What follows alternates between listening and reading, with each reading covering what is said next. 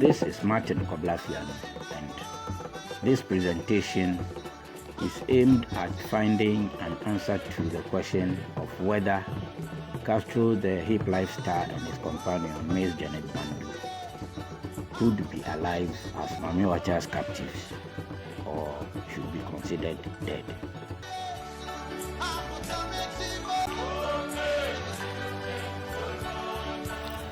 On 6th July 2014, the unpleasant news that Mr. Theophilos Tego alias Castro the Destroyer and his girlfriend Janet Bandu had disappeared at the Adan Estuary while jet skiing hit Ghanaian hip life lovers, family members and friends of the duo like a thunderbolt and sent shock waves of emotions across the nation.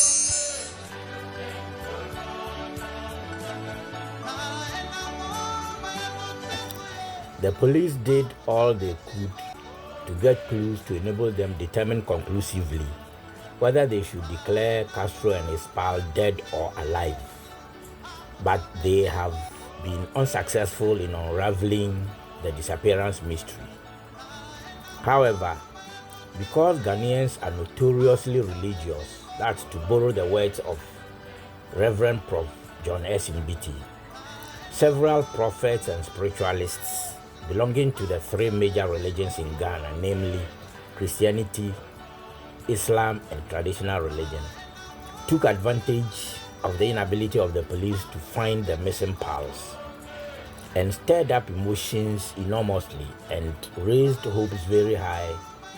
with their assurances that by using their spiritual powers,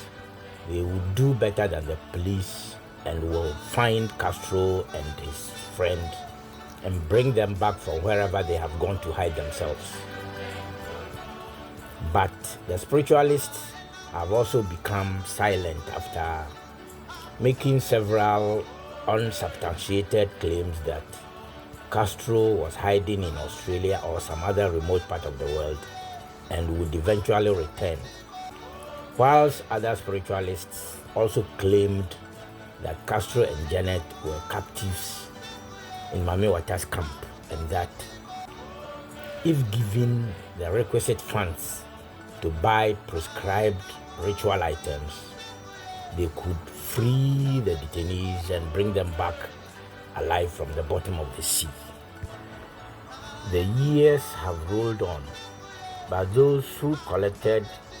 various amounts of monies and bought ritual items have also not been able to find Castro and Janet.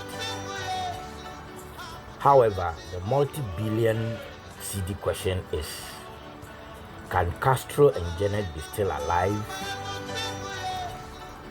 July 6, 2025, which is just less than 2 months hence, would be the 11th year after Castro and Janet disappeared, and the police are likely to have closed their search for Castro and Janet docket by now, and are likely to have given up hope of finding the missing pals. But since no funeral has been held for the hip life giant and his friend, it implies that the police have not declared the two lost friends dead.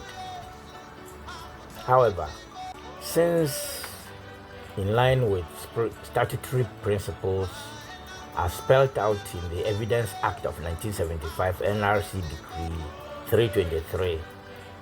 which states that missing persons are presumed to be dead when the search for them yields no results after 7 years. Thus, the police should have by now convinced the families of Castro and his friend to perform the final funeral rites for their relatives. However, many Ghanaians are finding it difficult to accept the fact that Castro and his friend are dead, due to the fact that some renowned prophets and spiritualists are still insisting that the hip lifestyle and his friend could be alive because, according to them, there is a spiritual law that makes the sea god, that is Nabosompo, reject corpses and deposit them ashore. Hence, their argument is that is the argument of the prophet and spiritualists, is that since the bodies of Castro and Janet have not been found on any beach, it means they did not drown. The declaration of the prophet and spiritualists is very assuring. Hence, it will make it difficult for the police to convince the families of their disappeared friends to accept their verdict that their son and daughter are dead, and hence they must perform their funeral.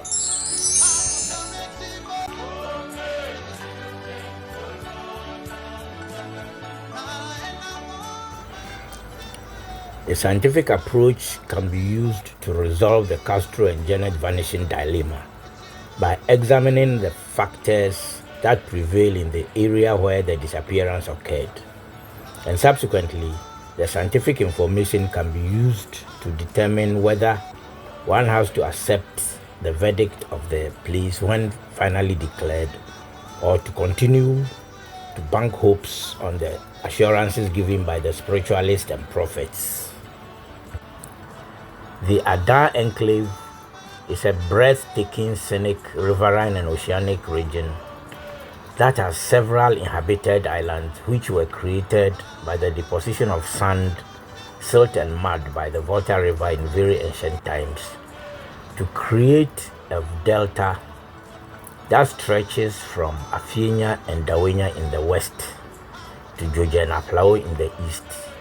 and it stretches up to Kweve in the north, as confirmed by Ado, Nichols, Kujo and Abu in 2018. Hence, with regard to the water body system, the Adar tourism and holiday resort area can be divided into two zones, namely a long and wide freshwater stretch comprising the Volta River Channel with its beautiful fertile islands,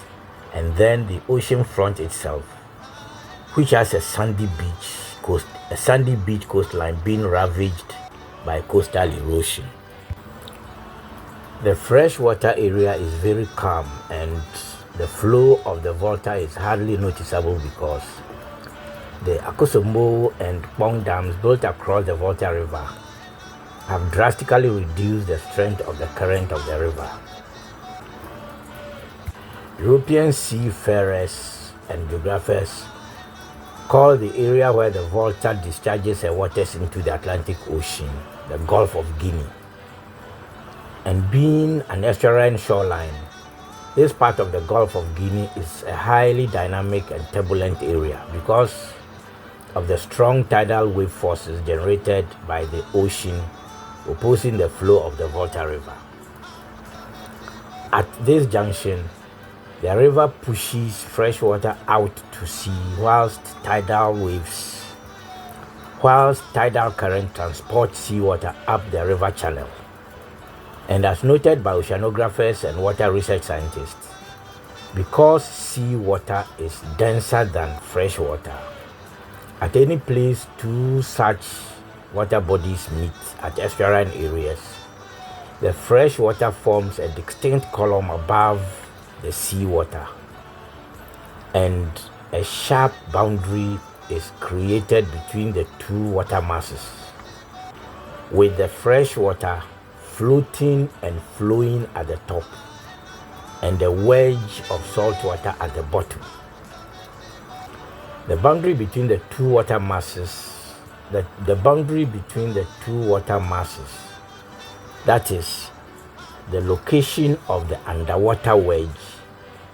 varies with the weather and tidal conditions,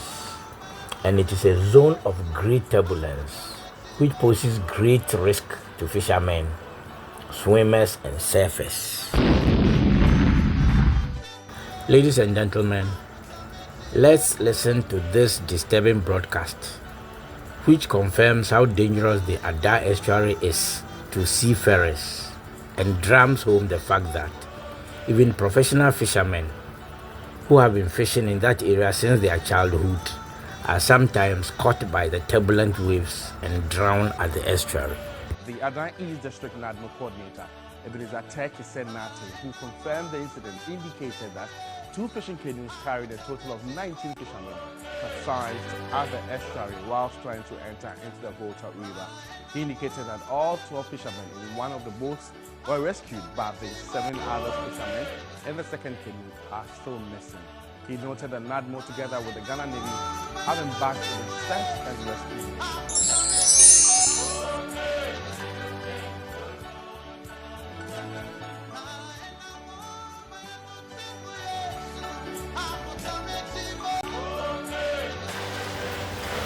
Whilst the mouth of the Volta River has its own specific local turbulent conditions, the Gulf of Guinea also has its oceanic current called the Guinea Current, which flows eastwards towards Nigeria with local maximum speeds of 2 to 3 knots. That is 1 to 1.5 meters per second, as recorded by rowers in 2018, who referenced studies conducted by Houghton in 1976 and Weafe et al. In 2013. Rowers further states that at depths of around 40 to 60 meters, there is a countercurrent which flows in a westerly direction and combines with the tidal forces to generate swell waves that on the average are 1 meter, that is 3 feet high, but have annual maxima of around 2.5 to 3 meters, that is 8 to 10 feet, with the highest waves occurring in July and August, whilst the lowest waves occur around January and February. It is important to recall at this time that Castro and Janet were out at the ocean front line in July, which is the season of maximum and strongest wave generation.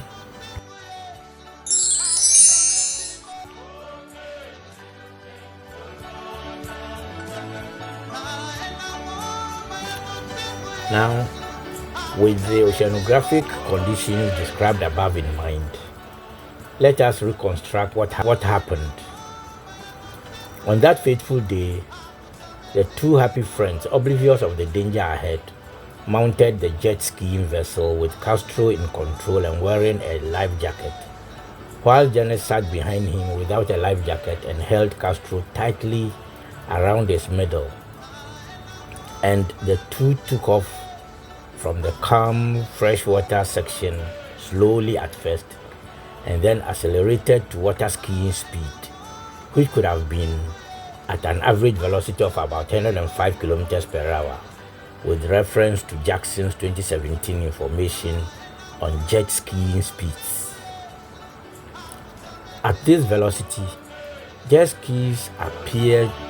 to observers to be floating in the air rather than moving on water, and the vessel moved towards the sea front at this top speed. Then at the point where the Volta meets the Atlantic Ocean, because it is the season of big strong waves, Castro and Janet would encounter 2.5 to 3 meter high, that is 10-foot high waves that would lift or flip the jet ski temporarily into the sky at a height of more than 3 meters above the water surface, just like what would happen to a speeding car that hits a heap of soil dumped in the middle of a road. Once the jet ski is lifted temporarily into the sky, gravity would bring them back the next moment and would make them hit the surface of the ocean with a heavy smack, and then they would be tossed up again by another wave. A couple of such smacks in rapid succession would throw the lady up and off the jet ski, as she is not the one gripping the handlebars of the machine, and she in turn will yank Castro off, and both will plunge into the turbulent Volta River Gulf of Guinea choppy zone, with Janet clutching Castro tightly, and the man would be incapable of extricating himself from the frantic, strong double-arm grip of the drowning lady. Their combined weight would be greater than the floating capacity of the single life jacket, so they would be dragged down into the underwater salt wedge counter Guinea current zone and be swept out to sea at the speed of not less than 1 kilometer, at the speed of not less than 1 meter per second, which is 3.6 kilometers per hour. Thus, after every minute, they would be carried 60 meters away by the Guinea current in an unknown direction. And after 1 hour, they would be not less than 3.6 kilometers away. So by the time the jet ski, which being buoyant and watertight, was found without its passengers, and the police informed to begin their search and rescue mission, Castro and his friend, clutching one another, would certainly be dead and more than 3.6 kilometers away from the shore and at least 1 kilometer deep inside the ocean, deep inside the Atlantic Ocean in an unknown direction.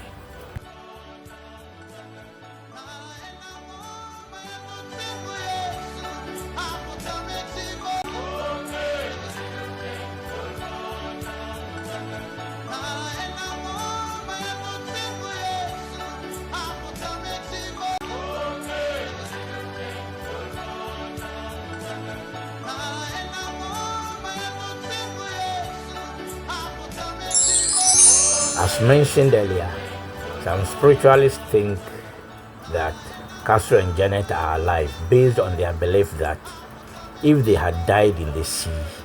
their corpses would at all costs have been deposited on the shore somewhere.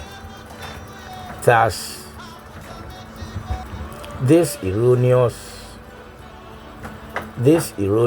conclusion is premised on the traditional belief, or what some soothsayers proclaim to be a spiritual law,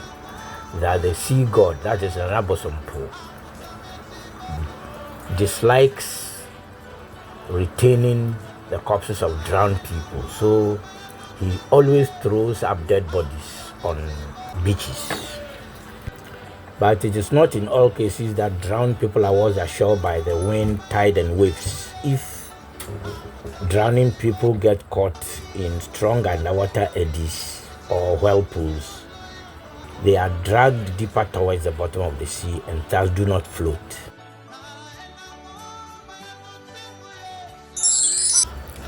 Ladies and gentlemen, I think the following commentary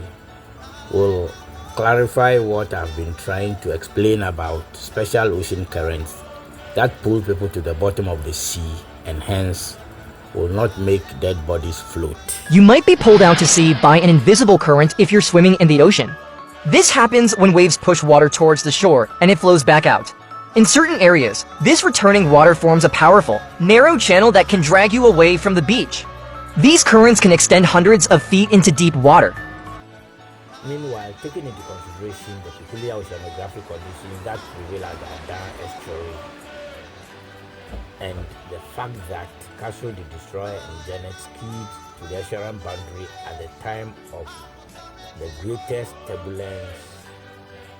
one can conclude without equivocation that the Hague Lifetime and his companion were dragged into the underwater salt wedge zone, where the counter Guinea current would drag them further downwards. Thus, their lifeless remains, which by this time would be dismantled skeletons,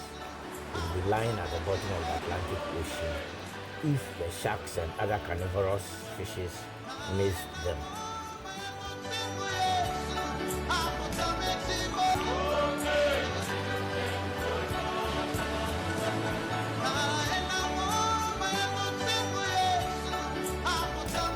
Thus, though very painful and extremely sorrowful. Family members, friends, and fans of Mr. Theophilus Tego and his companion should come to terms with the fact that their son and daughter are dead, and so organize their final befitting funeral rites. Condolences to the bereaved family.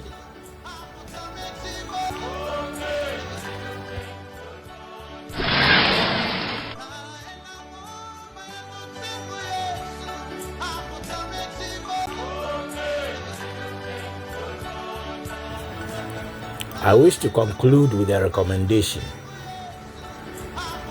The Adan East District Assembly should use part of the taxes they collect from the holiday resort operators